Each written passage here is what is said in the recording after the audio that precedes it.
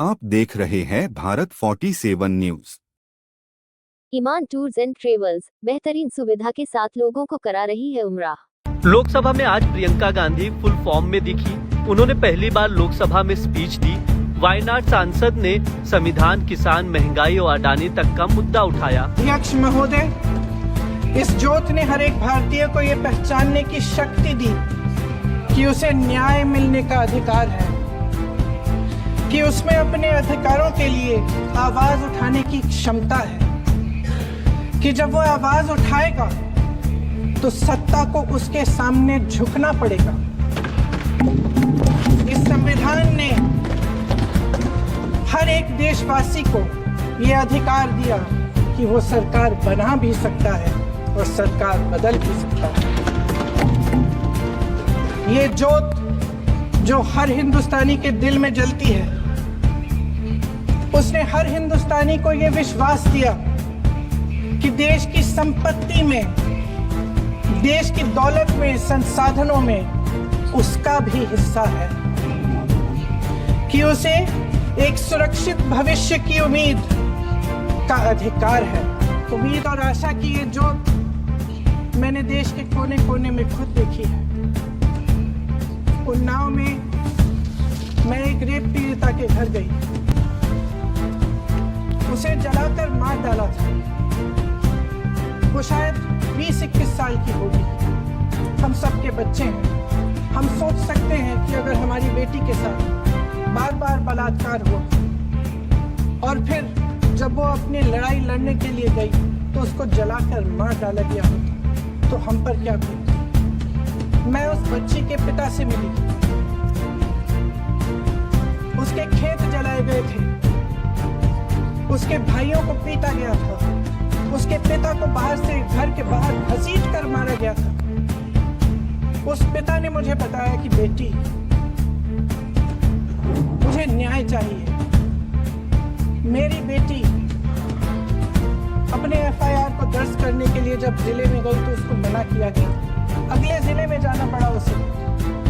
वो रोज सुबह 6 बजे उठकर तैयार होकर अकेली अपने मुकदमे को लड़ने के लिए अगले जिले में ट्रेन से जाती थी। उसके पिता ने मुझे कहा कि मैंने उससे कहा, बेटी अकेले मत जाओ, छोड़ दो ये लड़ाई। लेकिन उसकी बेटी ने उसको जवाब दिया कि नहीं पिताजी, मैं अकेली जाऊंगी, मैं लड़ूंगी, ये मेरी लड़ाई है, मैं इसको लड़ूंगी। ये लड़ने की क्षमता, ये हिम्मत उस लड़की को और करोड़ों भारत की नारियों को हमारे संविधान ने दी। आगरा में मैं अरुण वाल्मीकि के घर गई। अरुण वाल्मीकि पुलिस स्टेशन में काम करता था, सफाई का काम करता था। आप सोच सकते हैं हमारी तरह उसका भी परिवार था। नई नई शादी हुई थी, 2-3 महीनों का बच्चा था। पुलिस स्टेशन में चोरी हो गई। चोरी का इल्जाम उस पर लगाया गया। उसके पूरे परिवार को उठाकर पुलिस स्टेशन में ले गए। आप हंस रहे हैं, लेकिन ये गंभीर बात है। शर्म करो। अरुण वाल्मीकि को पीट पीट के मार डाला, उसकी बीवी को पीटा, उसके पिता के नाखून निकाले, उसके पूरे परिवार को पीटा गया। जब मैं उस जवान महिला से मिलने गई जो अभी अभी विधवा हुई थी, तो उसने मुझे कहा कि दीदी, हमें सिर्फ एक चीज चाहिए, हमें न्याय चाहिए और हम इस न्याय के लिए लड़ते रहेंगे, चाहे कुछ भी हो जाए। ये हिम्मत उस महिला को हमारे संविधान ने दी।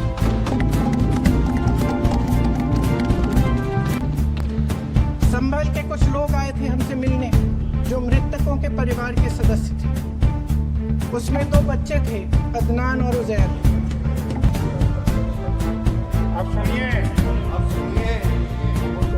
उसमें 2 बच्चे थे, अदनान और उजैर।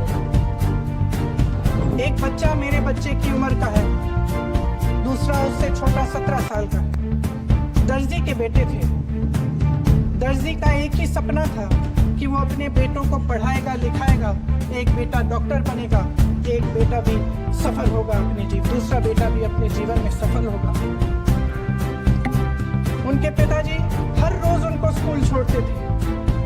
उस दिन भी स्कूल छोड़ने के बाद अपनी दुकान में चले गए। उन्हें पता नहीं था कि विवाद हो रहा है। उन्होंने भीड़ देखी, घर आने की कोशिश की तो पुलिस ने गोली से मार डाला। वो 17 साल का बच्चा अदनान मुझसे कहता है, वो 17 साल का बच्चा अदनान मुझसे कहता है कि मैं बड़ा होकर डॉक्टर बन के दिखाऊंगा, मैं अपने पिता का सपना साकार करूंगा। ये सपना, ये आशा उसके दिल में हमारे संविधान में डाली। ईमान टूर्स एंड ट्रेवल्स बेहतरीन सुविधा के साथ लोगों को करा रही है उम्रा।